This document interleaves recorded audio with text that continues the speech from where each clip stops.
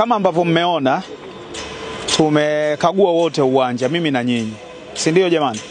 Na tumewaonyesha Watanzania wenzetu nini ambacho kinaendelea hapa ili kuhakikisha uwanja wetu unaweza kuchezeka mechi ya fainali ya kombe la shirikisho kwa sasa. Na kama ambavyo mnafahamu, tumekuwa tukifanya ukarabati mkubwa kwenye uwanja wa Benjamin Mkapa ambao ulikuwa unahusisha maeneo mengi. Nyinyi mmepita hapa, mmeona takriban viti 30,000 na kitu vimeshabadilishwa kati ya viti 63,000, na ambalo ndio lilikuwa eneo la mwisho.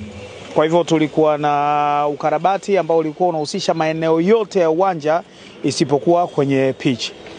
Na pitch ilitengenezwa na shirikisho la soka barani Afrika CAF mwaka juzi wakati walipokuja kufanya mechi ya ufunguzi wa AFL kati ya Simba na Al Ahly, na tukapewa muda kwamba tutaweza kuitumia kwa miaka 2 ambayo ilikuwa inaisha mwishoni mwa mwaka huu. Kwa hivyo tulikubaliana ya kwamba tutakapomaliza michuano ya CHAN ambayo inachezwa mwezi Agosti mwaka huu, ndio ambapo sisi tutaingia kukarabati pitch, tuifumue yote na tutengeneze pitch upya. Lakini naona kalika bahati mbaya kama mechi ya robo finali ya kombe la shirikisho kwa ngazi ya club kalitu zindua kwamba muda wa hii pitch unakaribia kuisha, na tumeamua kufanya ukarabati ili kuhakikisha kwamba uwanja unachezeka angalau mpaka baada ya CHAN, kabla hatujaamua kufumua wote na kuitengeneza upya pitch.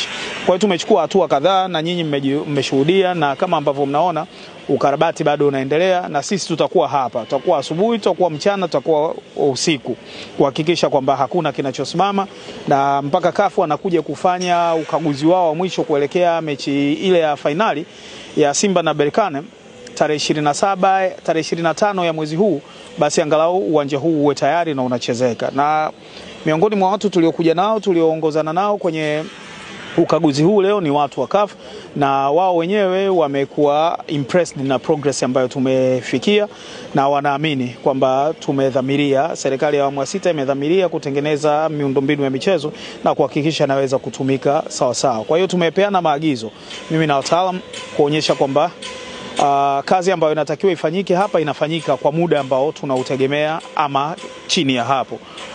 Kulikuwa na tractor kwa ajili ya stitching na scarification, na yenyewe tumeagiza tractor kutoka Uturuki, iko kwenye maji lakini tumeona inachelewa, kwa hiyo tumeagiza tractor nyingine kutoka Tanga kwenye kituo cha TFF, nyingine tumeagiza kutoka Zanzibar ili angalau zifike by kesho na tuhakikishe kwamba zinafanya kazi ambayo ilikusudiwa. Lakini pia tulielekezwa kuhusiana na zile benchi za kukalia, sio zile za wachezaji. Sasa ile ya marefari wanataka iwe na matairi, na tunayafunga leo hapa. Tumepeana masaa 24 kuhakikisha jambo hilo linakwisha.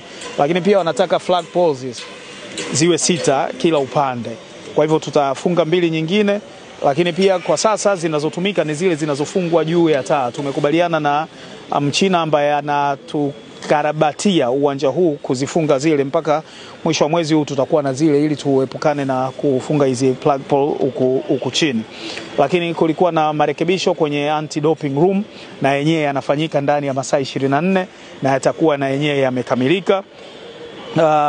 Viti kama ambavyo nimesema mwanzoni, viti kadhaa vimeshabadilishwa, na haya maeneo ambayo hayana viti angalau tutaziba na vile ambavyo vimetolewa kwa sasa kwa ajili ya mchezo huu tu, ambapo tunatarajia mpaka mwishoni mwa mwezi wa 6 viti vyote vitakuwa vimebadilishwa uwanja huu. Kwa hiyo ili kutokuwa na mapengo wakati wa mchezo, tutahakikisha viti ambavyo vimetolewa maeneo mengine vinawekwa kwa muda katika baadhi ya maeneo ili kuhakikisha uwanja wote unakuwa unakalika.